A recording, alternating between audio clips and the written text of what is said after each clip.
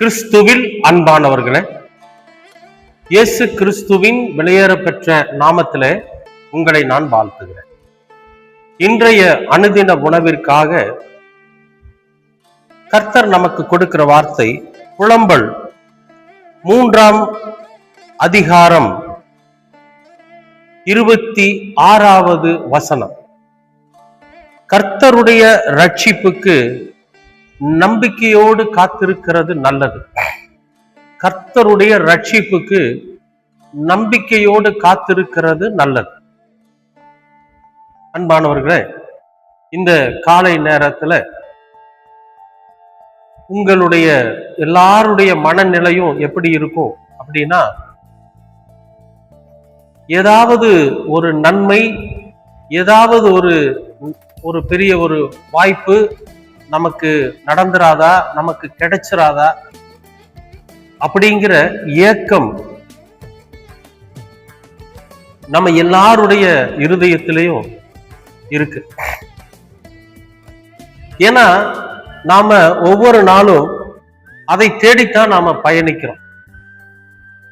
ஏதாவது ஒரு நன்மை நம்ம வாழ்க்கையில நடக்கணும், ஏதாவது ஒரு அற்புதம் நடக்கணும், ஏதாவது ஒரு வாய்ப்பு நமக்கு கிடைக்கணும், அந்த வாய்ப்புல நாம வெற்றி அடையணும் அப்படின்னு நாம ஒவ்வொரு நாளும் அதிகாலையில் எந்திரிச்ச உடனே இன்னைக்கு இது நடந்துராதா, இன்னைக்கு அது நடந்துராதா, இன்னைக்கு நாம ஜெயிச்சிட மாட்டோமா, இன்னைக்கு நாம பாஸ் பண்ணிட மாட்டோமா, அப்படியெல்லாம் ஒவ்வொருவருடைய இருதயம் ஏதாவது ஒரு விஷயத்துக்காக ஏங்கி தவித்துக் கொண்டிருக்கிறது என்பதுதான் உண்மை. அப்படிப்பட்டவர்களுக்கு ஆண்டவர் இன்னைக்கு சொல்ற ஒரு வார்த்தை என்னன்னா, அவருடைய ரட்சிப்புக்காக நீங்கள் காத்திருப்பது நல்லது அப்படிங்கிறது. என்ன பிரதர், ரொம்ப நாளா காத்துக்கிட்டு இருக்கிறோம், ரொம்ப நாளா நாங்க எதிர்பார்த்துக்கிட்டு இருக்கிறோம், ஆனா எதுவுமே எங்க வாழ்க்கையில நடக்கல பிரதர், நாங்க ஆண்டவர் இடத்துல கேட்டுக்கிட்டு தான் இருக்கிறோம், எதுவுமே எங்களோட வாழ்க்கையில நடக்கல அப்படின்னு சொல்லி நமக்கு ஒரு வேதனையான ஒரு வெளிப்பாடு இருக்கதான் செய்யுது. ஆனா ஏதோ ஒரு நம்பிக்கை அவர் மேல நம்ம ஒரு இறுக்கமா வச்சிருக்கிறப்போ நிச்சயமாகவே நமக்கு அந்த ரட்சிப்பை ஏற்ற காலத்துல, அந்த விடுதலையை அல்லது அந்த வாய்ப்பை ஏற்ற காலத்துல கர்த்தர் வாய்க்க பண்ணுவார். எத்தனையோ காலங்கள் ஓடி போய் ஒரு சில விஷயங்களை நாம கற்றுக்கொண்டு அதுக்கப்புறம் அந்த கிடைக்கிற வாய்ப்புல நாம ஒரு நிதானமா வாழ்வதற்கு ஒரு வழி இருக்கும் இல்லையா, அதைத்தான் கடவுள் தருவார். அதுக்கு ஒரு மிகப்பெரிய உதாரணம் நான் தான். எனக்கு கிட்டத்தட்ட 40 வயசு வரைக்கும் எனக்கு வேலை கிடைக்கல. ஆனா அது வரைக்கும் என்னுடைய 30வது வயது வரைக்கும் நான் என்ன பண்ணேன்னா, ரொம்ப ஒரு திமிரு, ஒரு ஆணவம் அப்படியெல்லாம் இருந்துச்சு. என்னுடைய 30வது 32வது வயசுல நான் ஆண்டவரை தெரிஞ்சுக்கிட்டதுக்கு அப்புறம் நான் என்ன பண்ணேன்னு கேட்டீங்கன்னா, ரொம்ப பொறுமையா நிதானமா எனக்குன்னு ஒரு வாழ்க்கையை தேட ஆரம்பிச்சேன், எனக்குன்னு ஒரு வாய்ப்பை தேட ஆரம்பிச்சேன். அந்த 10 வருஷம் பணம்னா என்ன, உறவுகள்னா என்ன, வேலைன்னா என்ன, சம்பாத்தியம்னா என்ன, இதை நான் கத்துக்கிட்டேன். ஏன்னா நம்ம பணம் இருந்தப்போ, நம்ம ஒரு திமிரா தெரிஞ்சப்போ, அடுத்தவங்களை மிரட்டிட்டு தெரிஞ்சப்போவெல்லாம் நம்ம கூட இருந்தவங்க அந்த 10 வருஷத்துல இல்ல, ஆண்டவரை ஏத்துக்கிட்டதுக்கு அப்புறம் இல்ல. ஏன்னா அதுக்கப்புறம் நாமளே அவங்கள நெருங்கி போகல, அவங்கள தேடல. ஏன்னா நாம ஆண்டவரை தேடிட்டு இருக்கிறோம், நமக்கு ஒரு வாய்ப்பு ஆண்டவர் தருவாரு, நாம இவ்வளவு நாள் செஞ்சதெல்லாம் தவறு அப்படின்னு சொல்லி, உண்மையிலேயே சொல்றேங்க, அந்த 10 வருஷம் என்னோட வாழ்க்கையை புரட்டி போட்டுச்சு. டீ குடிக்கணும் அப்படின்னா யாராவது ஒருத்தர் வாங்கி தருவாங்களா அப்படின்னு எதிர்பார்க்கக்கூடிய ஒரு நிலை இருந்துச்சு. ஆனாலும் சாயந்தரத்துக்குள்ள என்ன பண்ணணும், ஏதாவது ஒண்ணு சம்பாதிச்சுட்டு வீட்டுக்கு கொண்டு போய் கொடுக்கணும், அப்பதான் பிள்ளைங்க மனைவி சாப்பிட முடியும் அப்படிங்கிற ஒரு நிலை.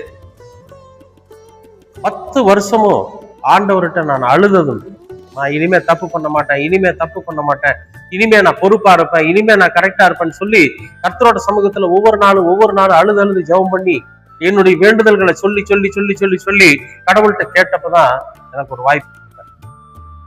அந்த வாய்ப்பை நான் இறுக்கமா பிடிச்சுக்கிட்டேன். அந்த வாய்ப்பை நான் பயன்படுத்துறேன்.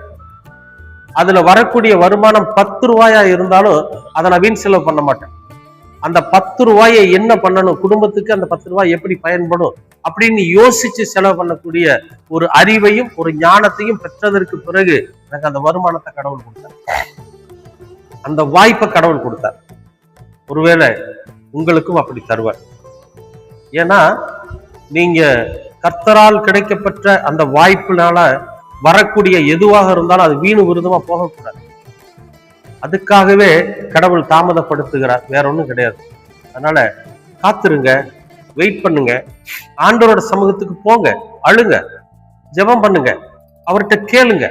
நான் ரொம்ப நாளா காத்திருக்கிறேன், நெடுநாள் காத்திருப்பது இருதயத்தை இழைக்க பண்ணும், விரும்பினது வருகிற போதோ ஜீவ விருட்சம் போல இருக்கும் கர்த்தரோட வார்த்தை.